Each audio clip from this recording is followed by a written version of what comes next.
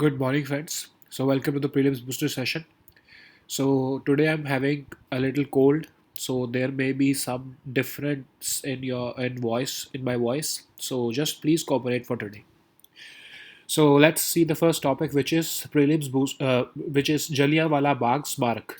तो आपको याद होगा पीएम मोदी जो है उन्होंने भी जलियांवाला बाग स्मारक जो है अमृतसर में लोकेटेड है उसको रेनोवेटेड कॉम्प्लेक्स को लॉन्च किया है, अभी डेडिकेट किया है कंट्री को 2019 में, जब 100 साल कंप्लीट हुए थे जलियांवाला बाग मसैक्रे को.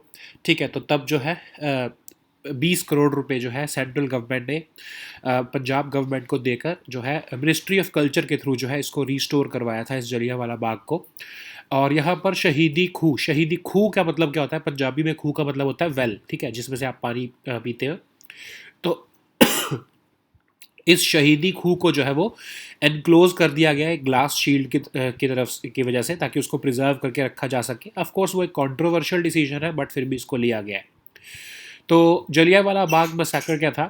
आपको पता होगा कि रॉलेट एक्ट जो है पास हुआ था उस टाइम पर, पोस्ट वर्ल्ड वॉर 1 के टाइम पे, जब वॉर टाइम डिसिप्लिन का नाम यूज़ करते हुए सिविल लिबर्टीज़ को कर्ब किया गया था ब्रिटिश गवर्नमेंट द्वारा. ठीक है, प्रेस को कंट्रोल करने के लिए अरेस्ट वारंट, बिना वारंट के अरेस्ट करना, इनडेफिनेट डिटेंशन करना, ये सब काम जो है वो ब्रिटिश गवर्नमेंट ने किए थे. ठीक है, अब जो है उस टाइम पर क्या हुआ कि दो नेशनल लीडर्स थे, सत्यपाल और सैफुद्दीन किचलू.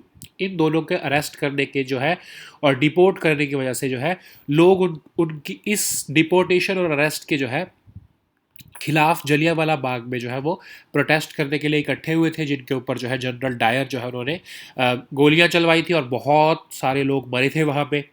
फिर क्या हुआ, 1920 में जनरल डायर को गिल्टी जो है वो घोषित किया गया हंटर कमीशन द्वारा, लेकिन ब्रिटिश गवर्नमेंट ने कोई एक्शन नहीं लिया. इवन ब्रिटिश पब्लिक ने भी जो है वो इनको हीरो डिक्लेयर किया जनरल डायर को. तब जो है वो हमारी नेशनल मूवमेंट जो है उनको समझ आ गया था, हमारे इंडिया के लोगों को, कि जो है इवन ब्रिटिश पब्लिक जो है वो भी हमारा साथ नहीं देने वाली है. तब जो है मूवमेंट को एक, हमारी इंडिपेंडेंस मूवमेंट को एक बल मिला था. ठीक है, उसी जलियांवाला बाग मैसेकर के जो है आसपास ही जो है इसी को ही रिटेलिएशन में रविंद्रनाथ टैगोर जी जो है उन्होंने अपने नाइटहुड को जो है वो रिनाउंस किया था. ठीक है, मतलब वापस दे दिया था कि मैं ये एक्ट जो आपने किया है वो इतना शर्मनाक है कि मैं आपके जो आपने मुझे अवार्ड दिया है, एक तरह से नाइटहुड दिया है, जिनके नाइटहुड का मतलब क्या होता है, उनके आगे सर लग जाता है. ठीक है, सर रविंद्रनाथ टैगोर उस टाइम पर वो कहलाते थे, क्योंकि उनको नाइटहुड मिला था. तो उन्होंने वो जो टाइटल मिलता है नाइटहुड का, उसको जो है वो रिनाउंस कर दिया था. ठीक है. So now let us see this topic in English. Jallianwala Bagh Smark. So PM Modi has dedicated to the nation the renovated complex of Jallianwala Bagh. This has been built in the budget within the budget of rupees 20 crore, and the restoration and conservation work has been carried out by the Ministry of Culture. The Shahidi Khu, the Martyrs Well, has also been renovated, and it is now enclosed in a glass shield to preserve it even further. The Jallianwala Bagh massacre was the result of anarchical and revolutionary crimes act of 1919, which is also known as the Rowlatt Act. Rowlatt Act was enforced to in the name of wartime discipline to curb civil liberties, strict control over the press, arrest without warrant, etc. All of this was enforced through this act, and people were condemning and protesting against the arrest of Satyapal and Saifuddin Kichlu, who were both of them were nationalists, and that's why General Dyer, he ordered firing upon those innocent people, and hundreds of people died in this massacre. That's why this Jallianwala massacre has been declared as a very shameful act done by the British government in India. And even the Hunter Commission, which the British government formulated after this Jallianwala Bagh massacre, it also found that General Dyer was guilty of it, for this offence, for this heinous crime against humanity. But of course, the British government did not take any action. Even the British public celebrated him as a hero. And in retaliation to this Jallianwala Bagh massacre, Rabindranath Tagore ji renounced his knighthood in the year 1920, which he received in the year 1915. Okay, so now let us see the next topic, which is BH series. तो आपको पता है Bharat series जो है वो निकाली गई है ताकि जो है व्हीकल्स जो कि इंटर स्टेट अगर किसी को ट्रांसफ़र कराना हो व्हीकल को तो उसको जो है वो चेंज नहीं कराना पड़ेगा। आपको पता है ना कि आपका समझ लो अभी व्हीकल होता है तो आपकी दिल्ली में हो तो आपको DL सीरीज़, हरियाणा में हो तो HR सीरीज़, पंजाब में हो तो PB सीरीज़, महाराष्ट्र में हो तो MH सीरीज़, ठीक है, ऐसे सीरीज़ होती है ना। तो उसकी बजाय ताकि आपको जो है सीमलेस ट्रांसफ़र ऑफ व्हीकल्स कर जो है हो सके, उसके लिए भारत सीरीज़ जो है वो ministry of road transport and highways ने निकाली है। अब इसके अंदर क्या होगा कि अगर मुझे समझ लो पंजाब से जो मैं कोई व्हीकल को लेकर गया और मैंने महाराष्ट्र में उसको रजिस्टर कराना है तो मुझे PB से जो है वो MH करवाना पड़ता था पहले, लेकिन अब जो है वो अगर मैं ये BH सीरीज़ को अडॉप्ट करूँगा तो मुझे चेंज नहीं कराना पड़ेगा। ये भारत सीरीज़ नंबर जो है ये ऑल ओवर इंडिया वैलिड होंगे, ठीक है। अब ये किसके लिए बनाया गया है? अब ये बनाया गया है जो जो लोग डिफेंस पर्सोनल हैं या फिर सेंट्रल गवर्नमेंट या स्टेट गवर्नमेंट के एम्प्लॉयज़ ऐसे हैं या PSUs में काम करते हैं या प्राइवेट सेक्टर कंपनीज या ऑर्गेनाइजेशन में काम करते हैं जिनके ऑफिसेज जो है 4 या 4 से ज़्यादा स्टेट्स में या यूनियन टेरिटरीज में लोकेटेड है। तो उनको क्या होता है कि बार बार शिफ्ट होते रहते हैं, ट्रांसफ़र होते रहते हैं, ठीक है, तो उनको चेंज करना पड़ता है, उसके लिए ही जो है निकाला गया, ठीक है। तो याद रखो ये प्राइवेट व्हीकल्स नॉट सिर्फ कमर्शियल व्हीकल्स के लिए नहीं है, ये सारे व्हीकल्स जो आपकी हमारी गाड़ी या बाइक होती है उनके लिए भी बनाया गया है। ये इसको कोई भी ऑप्ट कर सकता है जिसकी जो है जिसके एम्प्लॉयर जो है वो 4 या 4 से ज़्यादा स्टेट्स में जो है वो लोकेटेड है, ठीक है। So now let us see this topic in English. BH series, Bharat series has been launched by ministry of road transport and highways and it has been introduced so as to ensure convenience of people who are having who need to travel beyond several states, and they have earlier they had to register their vehicle at every state when there was a transfer. So to facilitate this seamless transfer of vehicles, Ministry of Road Transport and Highways has introduced this Bharat series. So all those people who are working in defense ministry or those central or state government employees or even private sector employees who have their offices in more than more than 4 states or union territories, they can opt for it.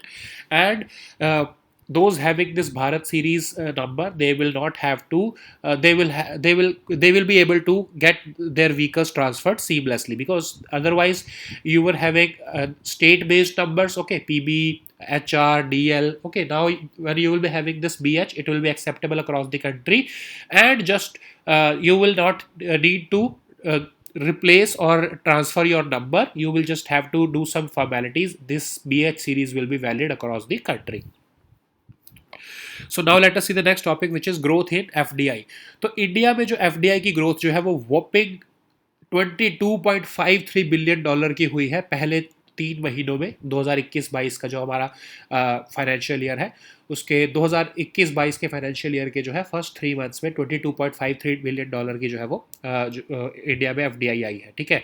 तो अब आप देखो जो है अप्रैल से जून का जो time था वो वैसे भी हमारा सेकेंड वेव का टाइम था, फिर भी इतनी हाई FDI का आना, इट्स अ सिग्नल कि इंडियन मार्केट में जो है कॉन्फिडेंस, ग्लोबल कॉन्फिडेंस जो है वो बहुत बढ़ता जा रहा है, ठीक है। तो ये ट्रेंड्स भी यहाँ पे दिए, देखो FDI जो है वो 168% इंक्रीज हुआ है उसका फर्स्ट 3 मंथ्स में as compare to last year, ठीक है।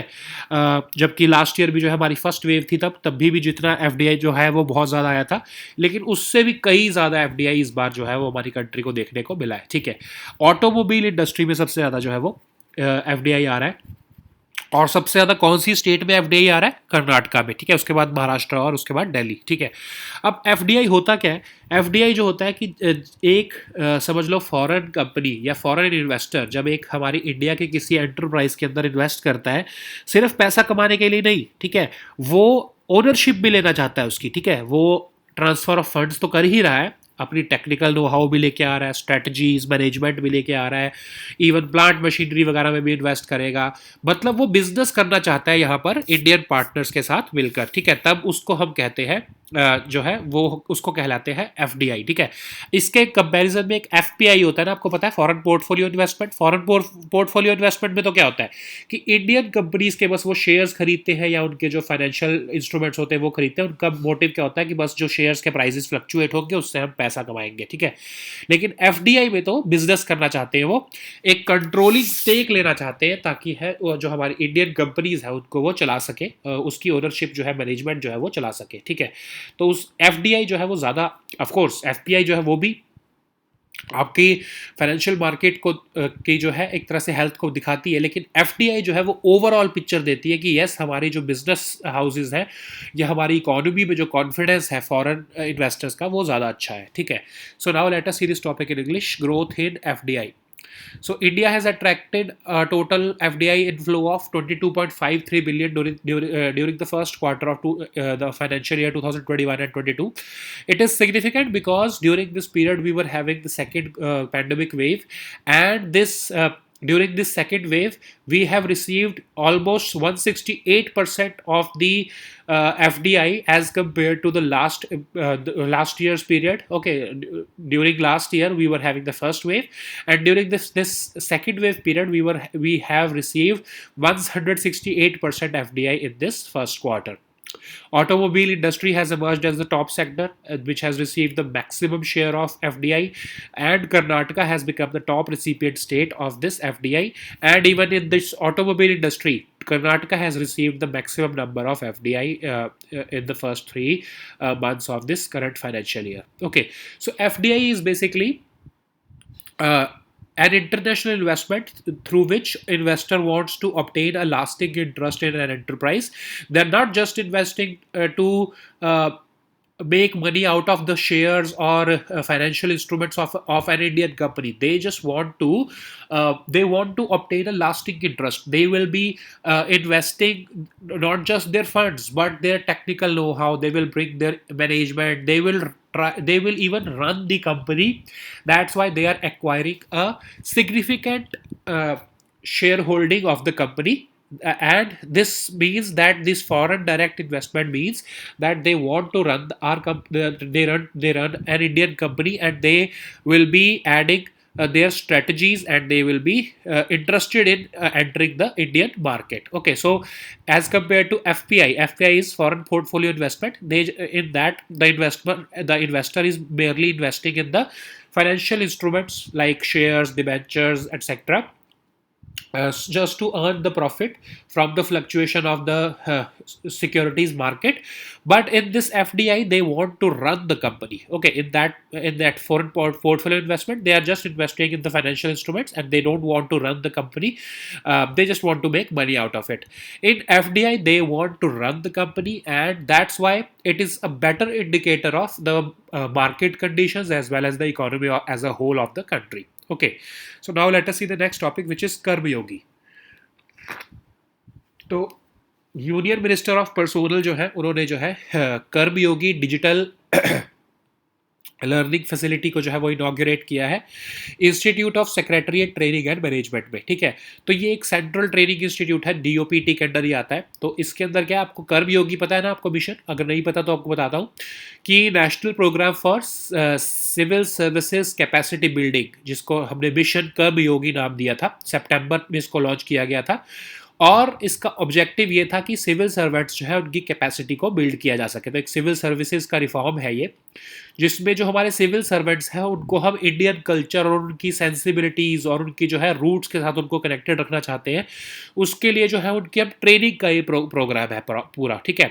उसमें डिजिटल लर्निंग कंटेंट का लिए भी एक प्लेटफॉर्म प्रोवाइड किया गया है, आई गॉट नाम है जिसका, इंटीग्रेटेड गवर्नमेंट ऑनलाइन ट्रेनिंग।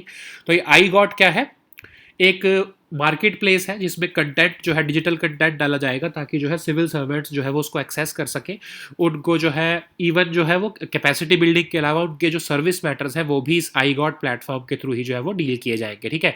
जैसे कि प्रोबेशन पीरियड के बाद उनकी कन्फर्मेशन करना, उनकी वर्क असाइनमेंट या नोटिफिकेशन की कितनी वैकेंसीज जो है वो सारी चीज़ें भी जो है वो उसके अंदर ही आई गॉट कर्मयोगी प्लेटफॉर्म के अंदर ही इंटीग्रेट कर दी गई है। So now let us see this topic in English, Karma Yogi. So Union Minister of Personnel has inaugurated this Karma Yogi digital learning facility at the Institute of Secretariat Training and Management, which is a premier institute under the DOPT. Though this national program for civil services capacity building, also known as Mission Karma Yogi, was launched in September 2020. The objective of the mission was to enhance the governance through civil services capacity building. So through this mission, we want to build the capacities of our civil servants so that they remain entrenched in Indian culture and they remain sensible to their roots. So for that training purpose, we have also launched this integrated government online training, which is also known as iGOT. So this iGOT platform will provide them digital content which they can access to build their capacities, as well as other service matters like confirmation after probing period, etc. It will also be dealt by this iGOT Karma Yogi digital platform. So now let us see the next topic which is Islamic State Khurasan. तो आपको पता है कि अभी Kabul airport पर जब attack हुआ था तो यूएस ने रेट्रीब्यूशन में बदला लेते हुए जो है एक इस्लामिक स्टेट खुरासन के जो है टेररिस्ट को ऊपर ड्रोन स्ट्राइक करके उसको मार दिया. तो तब से न्यूज़ में चल रहा है, इसको देखते हैं क्या है इस्लामिक स्टेट खुरासन. तो 2015 में ये इस्लामिक स्टेट जो कि आईएसआईएस का ही एक पार्ट है, उसको जो है वो अफगानिस्तान में बना ये, ठीक है. अब इसकी लोकेशन कहाँ पर ये ऑपरेट करते हैं, ईस्टर्न अफगानिस्तान और नॉर्दर्न पाकिस्तान में. ऑफ कोर्स इसको पाकिस्तान के आईएसआई ने बनाया है. और अफगान सिक्योरिटी फोर्सेस के कुछ जो लोग हैं उनको पहले टारगेट करते थे, अफगान पॉलिटिशियंस को टारगेट करते थे, इवन जो है वहाँ की रिलीजियस माइनॉरिटीज़ जैसे हिंदूज, मुस्लिम्स, हिंदू शिया मुस्लिम्स या सिख्स जो उनको भी जो है ये टारगेट करते थे. और जो है ये बने किससे हैं, जो तहरीक तालिबान जो पाकिस्तान में ऑपरेट करता है और जो अफगान तालिबान है उसके भी कुछ ऐसे फैक्शन वाले लोग जिनको लगता है कि ना तो टीटीपी बहुत ज़्यादा रेडिकल है और ना ही अफगान तालिबान ज़्यादा रेडिकल है, इसलिए जो है उनको ज़्यादा रेडिकल होना ज़रूरी है. इसलिए उन्होंने एक सेपरेट जो है वो ग्रुप बनाया जिसकी मदद जो है पाकिस्तान की आईएसआई करती है, ठीक है. तो ये आईएसआई का ही बनाया हुआ एक जो ग्रुप है आईएसआईएस के, तो इसने भी जो है इसको जो है अभी यूएस के एक ड्रोन स्ट्राइक में इनके टेररिस्ट को मारा गया, ठीक है. So now let us see this topic in English, IS Islamic State Khorasan. So a terrorist belonging to this Islamic State Khorasan group has been eliminated by the U.S. drone because he was alleged to be involved in the attacks which had targeted the Kabul's airport recently, and that's why it has been in news. So let us see what this Islamic State Khorasan is. So it was formed in 2015 and it operates in eastern Afghanistan and northern Pakistan region. So this terrorist group basically targets Afghan security forces. So when I'm talking about Afghan security forces, I'm talking about the government of Afghanistan, which was there just as recent as last month. Okay, so the democratic government, which is not available at this moment, President Ashraf Ghani has escaped the country. So the Afghan security forces were being targeted by this ISIS Khorasan, because this ISIS has been supported and maintained and even founded by Pakistan's interstate intelligence. And this ISK, they were targeting Afghan politicians and even ministers, and they were also targeting some minority groups like Hindus, Shia Muslims, Sikhs, etc.